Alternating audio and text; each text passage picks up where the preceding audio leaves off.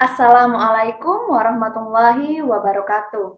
Selamat datang di podcast Dunia Sastra yang akan dibawakan oleh saya, Asasi Putri Ayu, selaku pembawa acara pada podcast kali ini.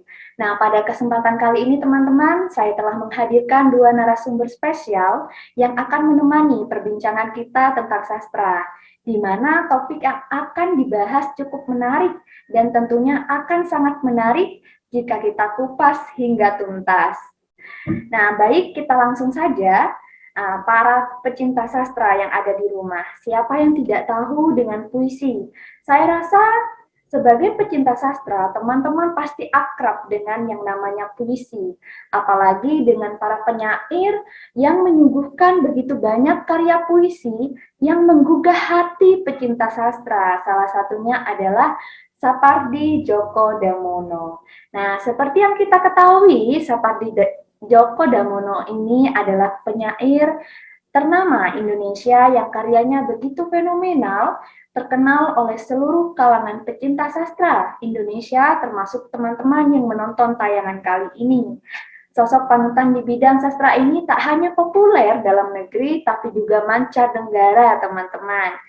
Nah, karya-karyanya pun banyak diterjemahkan dan menuai berbagai penghargaan, baik dalam maupun di luar negeri. Karya-karya beliau yang sudah berusia puluhan tahun pun masih selalu berhasil menyentuh hati para pecinta sastra. Nah, contohnya seperti buku kumpulan puisi karya beliau yang berjudul Hujan di Bulan Juni. Hujan Bulan Juni, maaf teman-teman. Buku ini memuat 102 puisi yang menyentuh hati siapa saja yang membacanya, termasuk saya tentunya. Baik, selanjutnya. Mari kita dengarkan pendapat dua narasumber kita kali ini, yaitu Saudara Nina dan Saudara Aura. Halo, Saudara Nina, Saudara Aura. Hai, saudara Asasi. Wah, senang sekali saya ini ya, kedatangan dua narasumber yang cantik-cantik. Wah, spesial sekali hari ini. Baik, saya harap Saudara Nina dan Aura sudah siap nih untuk mencurahkan pendapatnya mengenai karya-karya puisi sastrawan kita, yaitu Sapardi Djoko Damono. Mari kita dengarkan pendapat dari Saudara Nina dulu lah, ya, terlebih dahulu. Nah, bagaimana pendapat Saudara Nina nih mengenai salah satu buku Sapardi Djoko Damono yang berjudul Hujan Bulan Juni? Oke, sebelum saya mengutarakan pendapat saya akan sedikit saja mengulas cerita buku Hujan Juli ini. Jadi, sepengetahuan saya, buku ini mengisahkan tentang dua Joli, yaitu Sarwono dan Pinkan. Kisah mereka ini sangat penuh dan lika-liku. Di dalam tulisannya, Bapak Sapardi ini memunculkan ciri khasnya yang lihai dalam membuat kalimat. Nah, banyak sekali kalimat yang terbaca seperti sebuah syair dalam setiap percakapan. Muncul juga beberapa kalimat percakapan yang menggunakan bahasa Jawa pada novel ini. Disisipkan juga beberapa bait puisi yang menambah bumbu romantika dalam sebuah kehidupan dan hubungan. Nah, Sarwono ini diceritakan sebagai seorang dosen muda pada prodi antropologi yang sangat lihai dalam membuat bait puisi. Lalu untuk Pinkan sendiri adalah seorang dosen muda pada prodi Jepang. Mereka pun bingung sampai kapan hubungan mereka ini dapat berlanjut ke jenjang yang lebih serius. Seperti itu. Jadi sebuah prosesi yang membutuhkan pemikiran dan ke tahap yang lebih tinggi serta kedewasaan. Sementara itu pada saat ini mereka masih asik dengan status pacaran. Begitulah seterusnya alur berjalan penuh dengan lika-liku. Nah, menurut saya sendiri, alur cerita dari novel ini sangat sulit untuk ditebak. Kenapa? Karena tulisan yang membuat pikiran melayang-layang seperti seorang penyair ini sangat pandai memuji dari sosok Sarwono sendiri. Namun kerap kali terlihat rapuh dan mudah menetaskan air mata. Terutama pergolakan hati yang terus bertanya bagaimana mungkin Sarwono dan si perempuan bisa meyakinkan sebuah hubungan seperti itu. Selain itu, banyaknya puisi juga sangat menarik untuk dibaca dan digunakan sebagai kajian keilmuan, terutama mimetik. Sebab keindahan puisi-puisi Sarwono yang ada di dalam buku Hujan Bulan Juli ini sangatlah menggugah hati pembacanya, seperti itu. Baik, terima kasih Saudara Nina. Wah, pecinta sastra yang ada di rumah. Ternyata buku Hujan Bulan Juni yang dijelaskan oleh Saudara Nina adalah hujan bulan Juni yang terlahir sebagai puisi, kemudian bertransformasi menjadi karya prosa atau novel dengan judul yang sama. Nah, sangat menarik sekali ya teman-teman. Nah, selanjutnya mari kita dengarkan pendapat lain dari narasumber kedua kita, yaitu ada Saudara Aura. Halo Saudara Aura, bagaimana pendapat Anda nih mengenai salah satu buku Sapardi Djoko Damono yang berjudul Hujan Bulan Juni? Terima kasih Saudari Anasi. Di sini saya mengulasnya sedikit saja ya, karena saya tidak membaca secara keseluruhan. Namun dari buku milik Sapardi ini sangat unik ya, karena isi puisinya itu sangat berkaitan erat dengan kehidupan sehari-hari. Nah, juga nilai-nilainya itu juga kita bisa terapkan ke dalam kehidupan sehari-hari. Meskipun bahasa puisi-puisinya itu menggunakan kata-kata atau sajak-sajaknya itu sangat sulit dimengerti, namun jika kita bedah lagi itu sangat relate dengan kehidupan. Seperti itu Saudari atas. Wah, pendapat Saudara Aura sangat singkat, padat, jelas, dan berisi ya teman-teman. Suka sekali saya ini. Nah, lanjut ke pertanyaan berikutnya nih. Saudara Nina tadi sempat menyinggung kata mimetik sebagai kajian keilmuan dalam puisi. Nah, mimetik ini sebenarnya pendekatan yang bagaimana sih Saudara? Ya, terima kasih Saudari Asasi atas pertanyaannya. Jadi pandangan pendekatan mimetik ini adalah anggapan bahwa puisi merupakan tiruan alam atau penggambaran dunia dan kehidupan manusia di semesta raya ini. Sasaran yang diteliti adalah sejauh mana puisi dapat merepresentasikan dunia nyata atau semesta dan kemungkinan adanya intelektualitas dengan karya lain.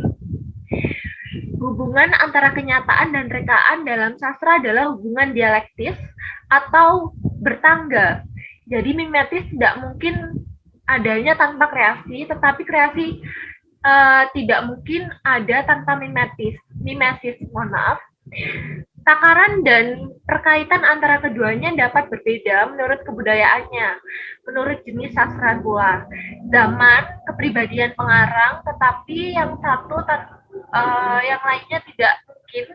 Dan catatan terakhir, perpaduan antara kreasi dan mimesis sendiri tidak hanya berlaku untuk penulis sastra. Seperti itu, Saudari Asasi. Jadi kata kuncinya ada bahwa pendekatan ini menganggap bahwa puisi merupakan tiruan alam atau penggambaran dunia serta kehidupan manusia di semesta raya ini. Terima kasih Saudara Nina, sangat jelas sekali. Saya yang awalnya tidak mengerti apa itu mimetik menjadi mengerti. Mungkin Saudara Aura boleh menambahkan pendapatnya mengenai pendekatan mimetik dalam puisi, agar teman-teman pecinta sastra yang ada di rumah semakin paham tentang pendekatan ini. Silakan Saudara.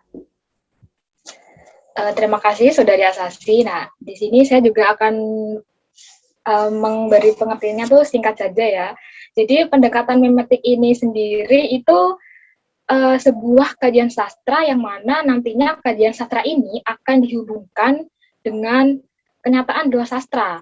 Nah, maksudnya itu nantinya karya sastra ini akan dipandang secara imitasi dan realitas. Seperti itu, Saudari Asasi.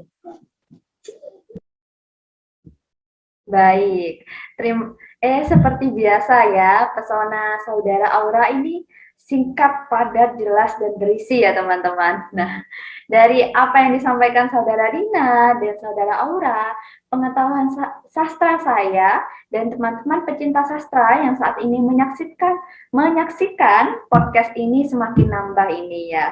Bermanfaat sekali teman-teman. Jadi teman-teman pecinta sastra jangan sampai melewatkan tayangan podcast Dunia Sastra hingga akhir ya. Nah, baik. Supaya manfaat dari tayangan ini semakin besar, kita akan bertanya lagi kepada dua narasumber cantik ini. Nah, ini adalah pertanyaan yang sangat dinanti jawabannya oleh saya tentunya. Karena saya ini orangnya tidak bisa lepas dari rasa ingin tahu yang tinggi. Semoga teman-teman juga begitu. Nah, langsung saja. Lalu bagaimana pendekatan mimetik ini dalam puisi-puisi yang ada di buku Hujan Bulan Juni? Bagaimana contohnya? Kemudian seperti apa sih? Nah, ini yang jawab bebas saudara. Saudara Nina atau Aura saja dipersilahkan. Sama-sama ditunggu jawabannya untuk menuntaskan rasa penasaran kita mengenai pendekatan mimetik dalam puisi seperti Djoko Damono. Silakan saudara. Ya, terima kasih Saudari Asasi. Di sini ada 6 jenis puisi ya dalam buku karya Sapardi. Yang pertama itu ada puisi dengan judul Tangan Waktu. Nah, dari judulnya saja ini sudah unik ya dan juga menimbulkan rasa penasaran. Nah, di sini saya juga akan menjelaskan isinya tuh apa sih? Itu maknanya gimana untuk pembaca-pembaca yang masih kebingungan dengan puisi-puisi dengan judul Tangan Waktu ini. Nah, jadi maksudnya ini penyair ini menuliskan bahwasannya waktu itu terus berjalan dan tidak akan pernah berhenti. Kemudian dengan waktu berjalan dan tidak akan pernah berhenti walaupun kita meminta, karena memang hukum alamnya waktu ini terus berjalan seperti itu. Dan juga kita sebagai manusia tidak bisa ya untuk terlena dengan waktu yang ada gitu. Jadi penyair ini kayak secara tidak langsung tuh menyindir kita yang masih muda-muda gini, yang menyanyiakan waktu dan leha-leha gitu, dan merasa waktunya masih lama ini, nanti aja deh gitu. Padahal sesungguhnya hukum alamnya waktu ini kan terus berjalan dan tidak akan berhenti, meskipun kita berseru kepada mereka, meskipun kita meminta, itu tidak akan pernah berhenti, seperti itu. Jadi memang sepertinya Sapardi ini kayak menyindir kita gitu, biar kamu jangan leha-leha dong, ayo gitu, waktu itu nggak akan pernah berhenti dan akan terus berjalan, seperti itu. Itu dengan judul Tangan Waktu. Kemudian pada puisi kedua ini juga unik sekali judulnya ya, Sajak Desember. Ini juga sepertinya isinya itu menyindir kita ya. Jadi kita kan selalu merasa tidak bersyukur dengan apa yang kita miliki dan merasa selalu kurang gitu loh. Jadi dari rasa itu timbullah rasa iri kepada orang lain dan timbullah rasa membandingkan diri sendiri dengan orang lain. Kayak kenapa sih aku nggak bisa kayak mereka? Kenapa sih aku banyak kurangnya daripada mereka? Nah di sini lagi-lagi Sapardi ini menyindir kita secara tidak langsung ya, maksudnya itu tersirat dalam puisinya gitu loh. Jadi bagaimanapun kita harus bisa bersyukur dengan apa yang kita punya dan tidak boleh membandingkan dengan milik orang lain. Berarti memang kadar dari kita tuh emang segitu dan kita nggak bisa buat meminta lebih gitu loh. Jadi ya sebisa mungkin kita harus bisa bersyukur dengan apa yang kita miliki. Itu pada puisi 2 dengan judul Sajak Desember. Kemudian pada puisi 3 ini puisi kesukaan saya dengan judul Aku Ingin. Karena ini sangat relate ya dengan saya sendiri, karena ini cara seseorang bagaimana mencintai, yang mencintai lawan jenisnya. Ada 2 cara ini sangat unik sekali ya. Ini cara yang pertama itu ada seseorang yang mencintai lawan jenisnya dengan jalannya waktu, namun tidak mengharapkan balasan. Jadi dia berpikir, oh ya udah aku mencintai dia, aku nggak akan minta balasan. Jadi kayak cintanya cuma sepihak gitu loh. Terus yang kedua ini ada seseorang yang mencintai dengan sederhana, saking sederhananya ini dia sampai memberikan lawan jenisnya itu pilihannya sendiri dan tidak memaksakan kehendak lawan jenisnya. Jadi dia mengikuti apa ya, alur dari lawan jenisnya seperti itu. Jadi memang di puisi Aku Ingin ini sangat unik ya, mencintainya itu dengan dua cara. Ada yang mencintai dengan tidak mengharapkan balasan, dan juga ada mencintai yang memberikan pasangannya itu kebahagiaan dengan pilihannya. Jadi kamu sama aku ya aku bahagia, kamu sama dia aku bahagia, ya, seperti itu. Itu dengan judul Aku Ingin. Kemudian pada puisi keempat ini, pada suatu hari nanti, ini di sini penyair ini menciptakan sebuah puisi dengan lari yang sangat dalam maknanya. Pada tiap lari ini, si penyair ini menyampaikan maknanya itu untuk seseorang yang ia cintai. Melalui sebuah karya puisinya ini, meskipun nantinya si penyair ini tidak ada di bumi lagi dan jasadnya sudah tidak ada lagi, melalui karyanya ia berharap semoga ia masih tetap diingat oleh semua orang, termasuk orang yang ia cintai, gitu loh. Kemudian pada bait kedua ini juga penyair ini menuliskan bahwasanya walaupun selain jasadnya tidak ada di bumi, walaupun suaranya sudah tidak bisa didengar oleh orang lain, apalagi orang yang ia cintai, namun melalui karyanya ia bisa menggapai orang-orang yang cintai melalui. Jadi bagaimanapun caranya, ia harus bisa membuat orang-orang yang dicintai itu bisa mengingat dirinya gitu loh, walaupun sudah tidak ada di bumi, walaupun suaranya tidak bisa didengar. Kemudian pada bait ketiga ini, walaupun ia sudah tidak dikenal oleh semua orang, ia tidak akan pernah berhenti mencari orang-orang yang ia cintai seperti itu. Jadi inti daripada suatu hari ini adalah karya sajak liriknya ini ingin dibuat untuk orang-orang yang cintai supaya ia selalu diingat bagaimanapun caranya melalui karya puisinya dengan judul Pada Suatu Hari Nanti. Kemudian pada puisi 5 ini, Ajaran Hidup ya, di sini juga sepertinya relate juga dengan kehidupan sehari-hari, karena di sini penyair menggambarkan bahwasanya kita pasti dari kecil dididik hidup untuk bersikap sopan santun, bersikap hormat kepada yang lebih tua, bagaimanapun itu. Sekalipun kepada jenazah pun kita tetap hormat, ya seperti itu. Kemudian bagaimanapun nanti, walaupun kita sudah menjadi jenazah, walaupun kita sudah tidak ada di bumi, walaupun kita sudah menjadi jasad, itu pelajaran dalam hidup kita tuh tidak akan pernah berakhir sampai nanti. Jadi pembelajaran dalam kehidupan itu terus akan kita bawa sampai mati nanti, seperti itu. Kemudian pada puisi 6 ini tentang seorang penjaga kubur yang mati di sini, bahwasanya penyair itu menggambarkan bahwasanya manusia itu sama, derajatnya tidak berbeda. Bahkan sekalipun bumi itu sama dengan ibu ya, tidak membeda-bedakan anak-anaknya. Jadi ini pada puisi ini tuh sepertinya penyair itu menggambarkan manusia itu sama dan tidak dibeda-bedakan. Jadi derajatnya itu memang sama. Sekalipun penjaga kubur pun sudah mati itu tetap sama dan memang tidak bisa dibeda-bedakan. Kemudian semua yang nanti sudah mati itu akan membusuk dalamnya dengan tanah. Maka di sini seorang penjaga kubur ini berdoa kepada orang-orang yang sudah mati nantinya agar mendapatkan surga karena jasanya telah membela hati dengan baik. Itu saudari Asasi. Semoga ulasan puisi saya dapat dipahami oleh saudara Asasi, saudara Tina, dan juga mendengar. Wah, Baik, terima kasih Saudara Aura atas penjelasannya. Terima kasih juga untuk Saudara Nina.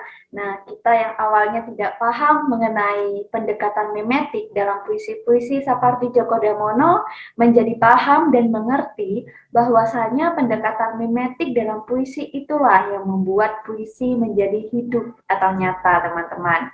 Sehingga tidak heran jika puisi-puisi Sapardi Djoko Damono berhasil menyentuh hati para pembacanya. Walaupun pembahasan podcast ini adalah puisi hujan bulan Juni, nah, tetap ada salah satu puisi beliau yang sangat saya sukai, yaitu puisi yang berjudul Aku Ingin, di mana puisinya ini sampai saat ini terngiang-ngiang di hati saya. Nah, mungkin pecinta sastra di rumah juga merasakan hal yang sama seperti saya. Saudara Aura juga merasakan hal sama seperti saya ya pada puisi Aku Ingin ini ya.